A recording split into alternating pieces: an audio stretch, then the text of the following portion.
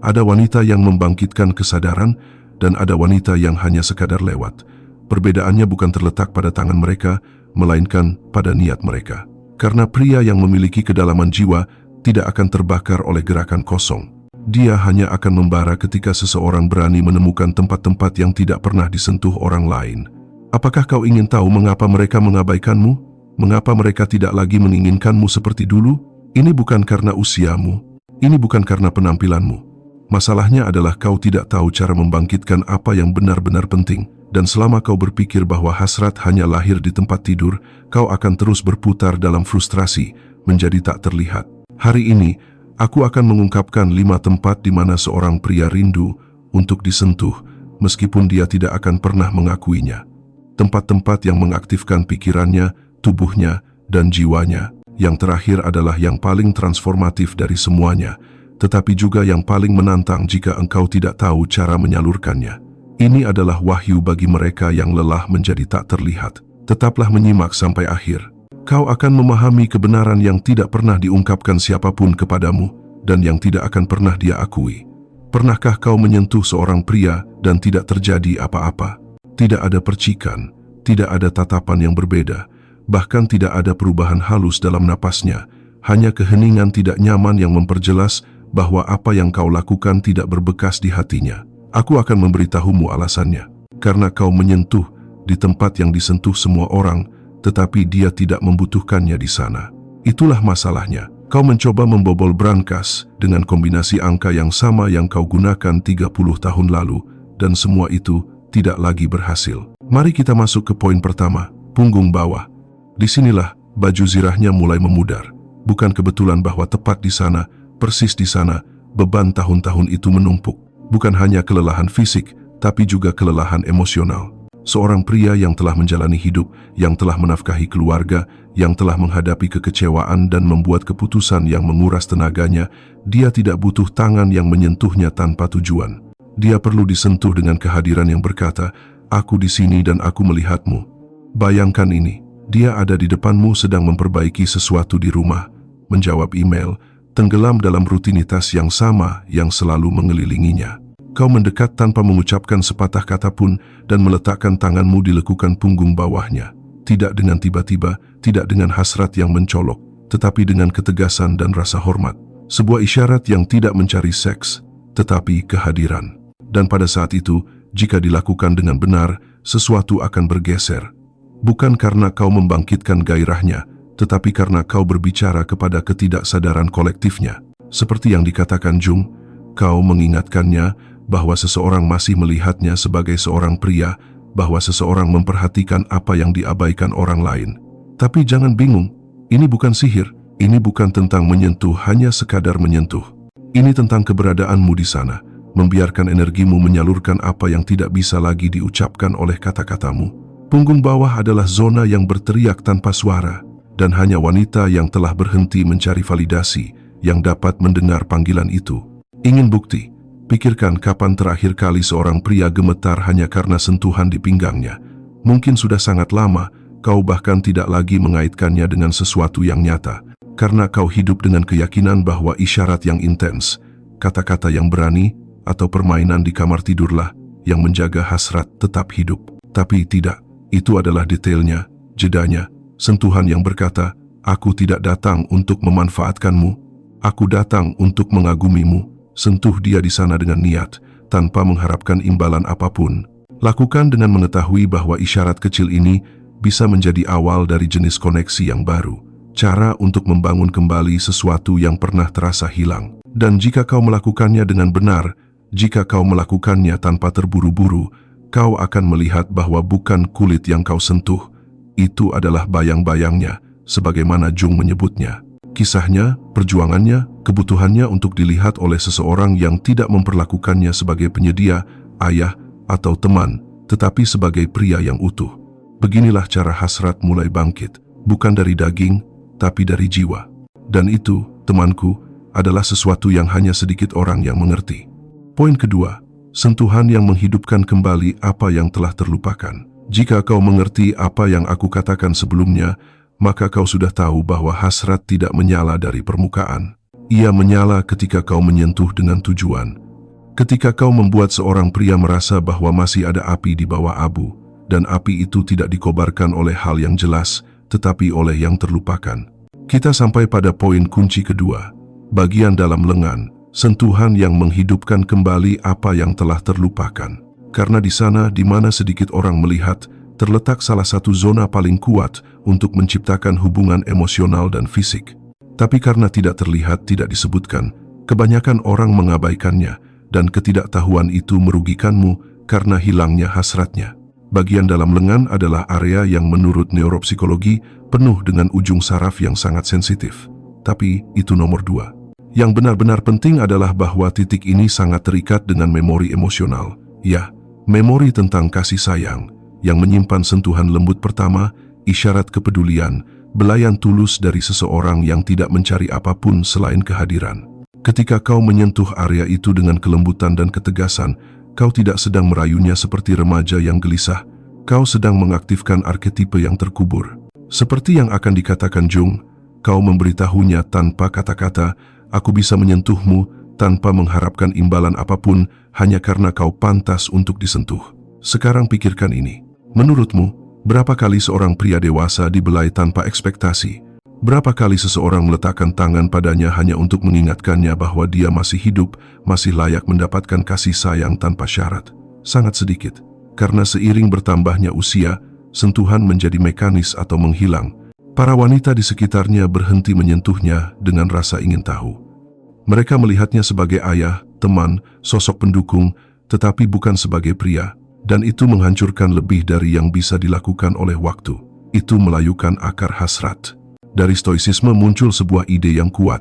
Kau tidak bisa mengendalikan bagaimana orang lain memandangmu, tetapi kau bisa mengendalikan nilai yang kau berikan pada tindakan-tindakan kecil. Menyentuh bagian dalam lengan adalah tindakan halus, tetapi penuh dengan niat. Itu adalah keputusan untuk hadir. Dan keputusan itu, jika dilakukan dengan benar, memiliki kekuatan untuk memulihkan apa yang tampak hilang. Seorang pria yang menerima sentuhan itu tidak berpikir wanita ini sedang merayuku. Dia berpikir wanita ini mengingatkanku bahwa aku berharga, bahwa aku masih memiliki sesuatu untuk ditawarkan, bahwa masih ada keindahan dalam diriku. Sentuhan semacam itu tidak menuntut, tidak menekan, ia hanya ada. Tetapi dampaknya dalam karena mengaktifkan kebutuhan leluhur untuk merasa dihargai. Ia memberitahunya tanpa kata-kata bahwa seseorang melihatnya tanpa menghakimi usianya, bekas lukanya, atau pertempurannya. Dan ketika seorang pria merasakan itu, dia bertransformasi. Dia berhenti memasang tembok. Dia menurunkan pertahanannya. Dia mulai melihatmu dengan berbeda.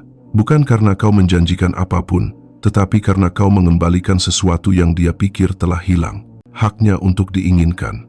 Kesalahan besar adalah percaya bahwa hasrat dipicu oleh pakaian dalam, oleh janji-janji, atau oleh kata-kata indah. Tidak, hasrat bangkit ketika kau menyentuh di mana orang lain tidak berani menyentuh.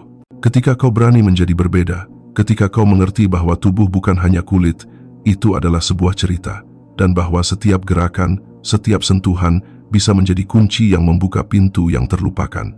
Jadi lain kali kau bersamanya, jangan mencari jalan pintas. Letakkan tanganmu di bagian dalam lengannya itu. Jangan katakan apa-apa. Tetaplah di sana, hadir dan merasakan. Dan jika kau melakukannya dengan benar, kau akan menyadarinya. Bukan pada reaksi langsungnya, tetapi pada napasnya, pada cara dia mulai melihatmu dengan berbeda. Pada getaran halus yang mengungkapkan sesuatu di dalam dirinya telah bangkit. Dan disitulah hal yang nyata dimulai. Bukan seks, bukan penaklukan, tapi koneksi nyata.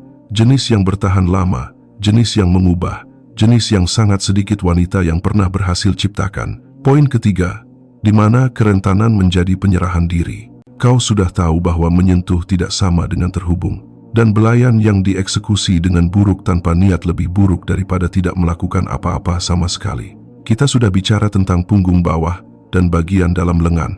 Tapi sekarang kita sampai pada titik yang diabaikan banyak orang karena mereka tidak berani menjelajahi apa yang tidak mereka mengerti. Kita telah tiba di poin ketiga, dan disinilah segalanya mulai berubah. Garis rahang, di mana kerentanan menjadi penyerahan diri. Titik ini tidak hanya sensitif secara fisik.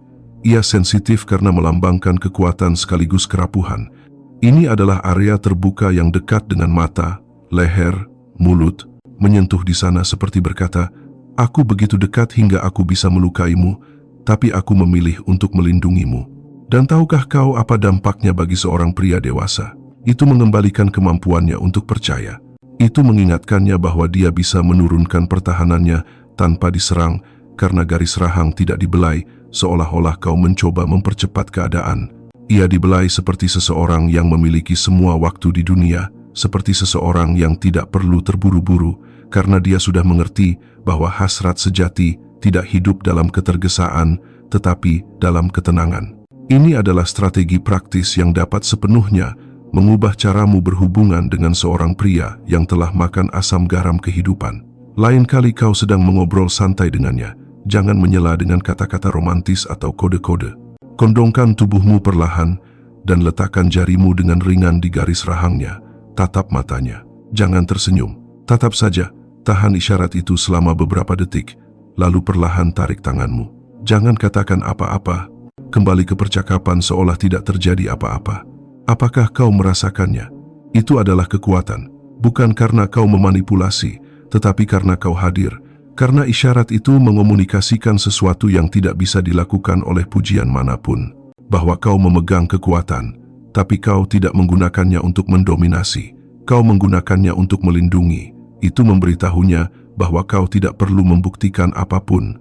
Kau hanya ada di sana, dan jika dia ingin tinggal, dia bisa. Sentuhan semacam ini mematahkan pola, karena kebanyakan wanita menunggu momen yang tepat, waktu yang sempurna untuk mencium, membelai, mengatakan sesuatu yang berhasil. Tapi wanita yang benar-benar membangkitkan hasrat tidak menunggu momen, mereka menciptakannya. Dan sentuhan di rahang ini bukanlah sebuah teknik, ini adalah deklarasi sunyi. Kau memberitahunya bahwa dia bisa berserah tanpa rasa takut karena kau tidak di sana untuk memanfaatkannya. Kau di sana untuk memahaminya secara utuh dengan luka-lukanya dan kekuatannya. Poin keempat, tempat yang tidak pernah dia duga akan kau perhatikan. Jika kau sudah sampai sejauh ini, kau sudah mengerti bahwa menyentuh tubuh tanpa menyentuh jiwa seperti menyalakan lilin di ruangan penuh debu. Ia hanya menyala sebentar dan kemudian mati. Koneksi yang tulus tidak dibangun dengan frasa umum atau teknik hafalan. Ia dibangun melalui kehadiran, niat, dan pemahaman yang mendalam. Tapi ada kesalahan diam-diam yang hampir tak terlihat yang dapat menghancurkan semua kemajuan, bahkan ketika kau berpikir kau melakukan semuanya dengan benar. Mari kita bicara tentang poin keempat, di belakang lutut. Tempat yang tidak pernah dia duga akan kau perhatikan. Area ini, yang dilupakan oleh hampir semua orang, adalah metafora sempurna untuk apa yang terjadi ketika kita mengabaikan apa yang tidak terlihat. Di belakang lutut terdapat sensitivitas yang tidak merespons logika atau hasrat langsung. Ia mewakili apa yang telah ditinggalkan, apa yang tidak diperlihatkan, apa yang dianggap tidak penting. Dan inilah kesalahannya.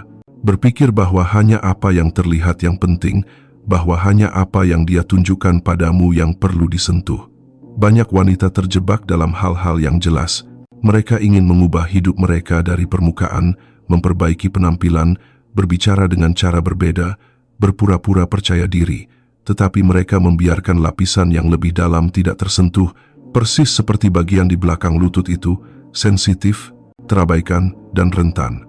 Jebakan mentalnya adalah ini, percaya bahwa jika sesuatu tidak disebutkan, itu tidak ada. Bahwa jika seorang pria tidak meminta untuk disentuh di sana, itu tidak berarti apa-apa.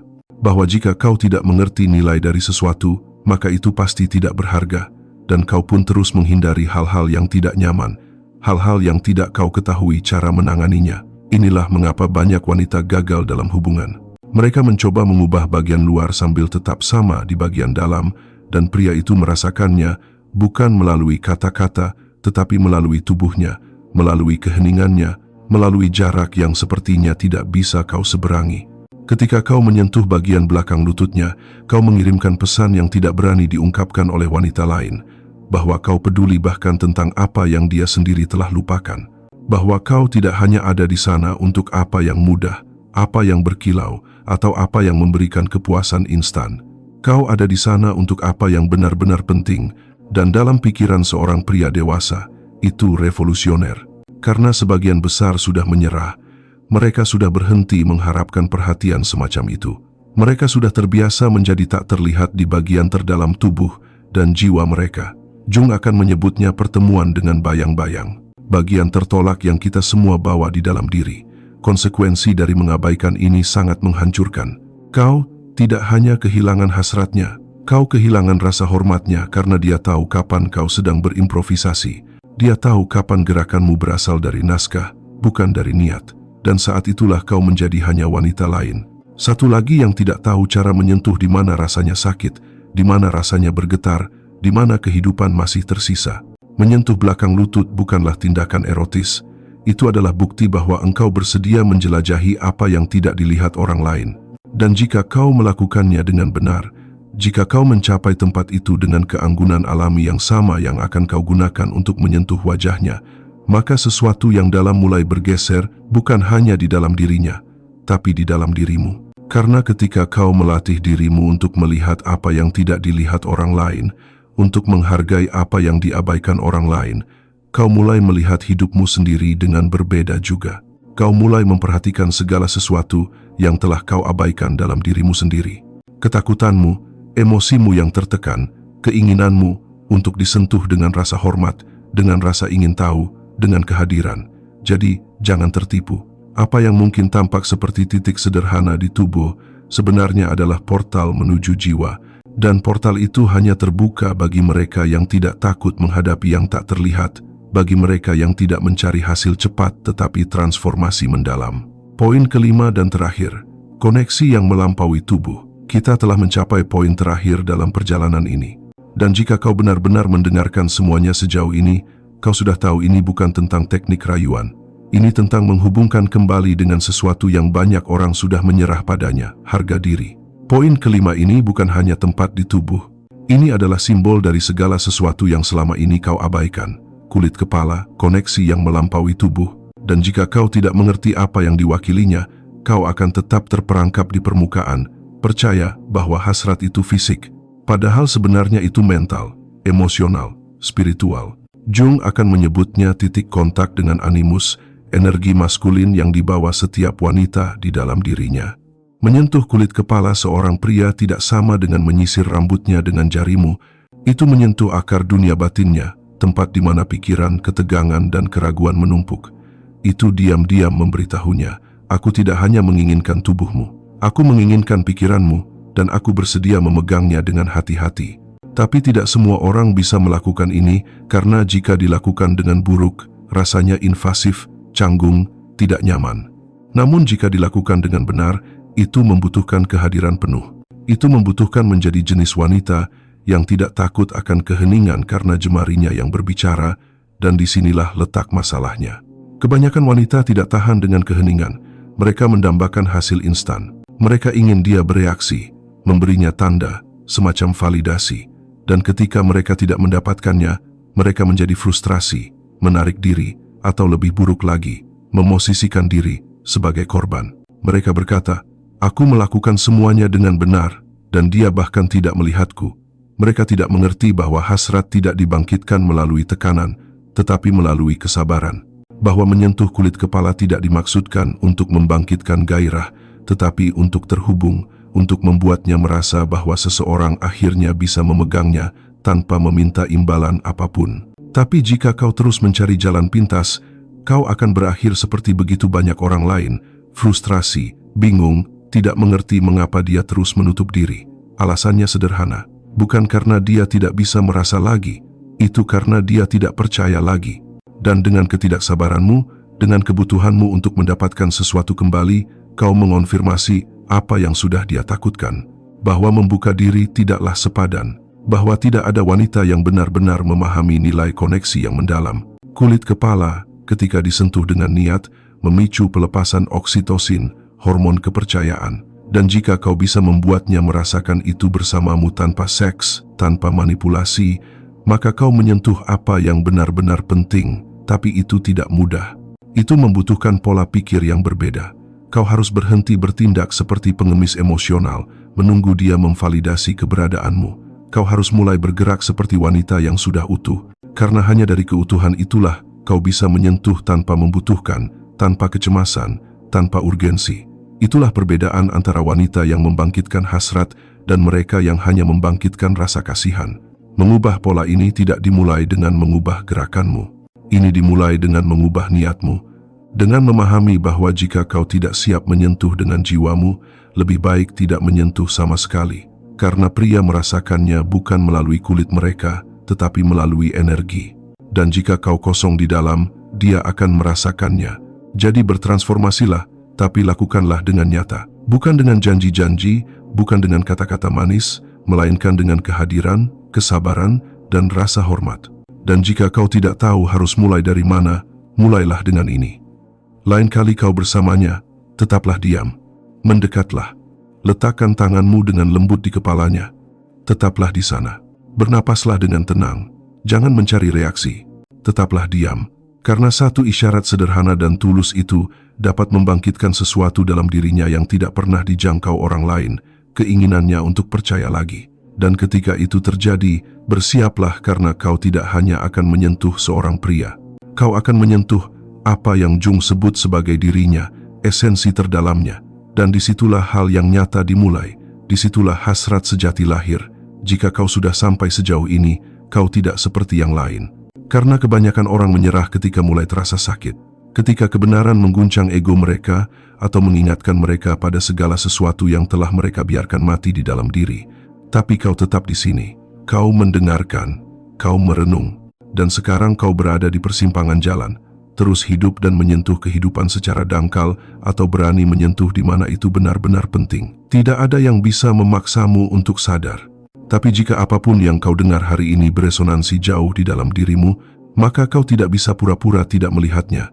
Saatnya menghormati mereka yang tidak pernah menyerah. Mereka yang masih percaya bahwa mereka dapat mengklaim kembali rasa hormat, hasrat, dan kehadiran mereka. Jika kau salah satu dari mereka, tuliskan di komentar beserta negaramu hanya 4 kata, "Saya cinta kebijaksanaan." Frasa itu mengatakan segalanya.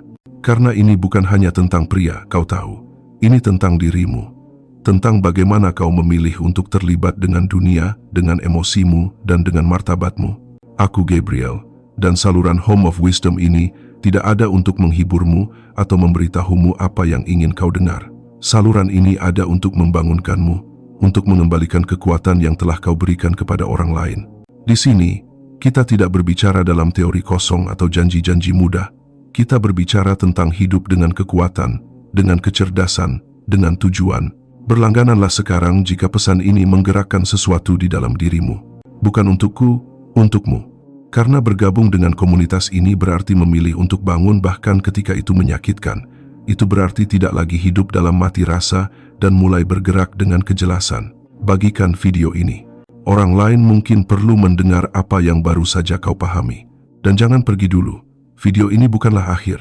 Ini baru permulaan. 2 video lagi akan muncul di layar. 1 akan menunjukkan kepadamu cara mengklaim kembali rasa hormat yang hilang. Yang lain cara menetapkan batasan tanpa rasa bersalah. Pilihlah salah satu yang paling dibutuhkan jiwamu saat ini karena percakapan ini belum berakhir. Ini baru saja dimulai.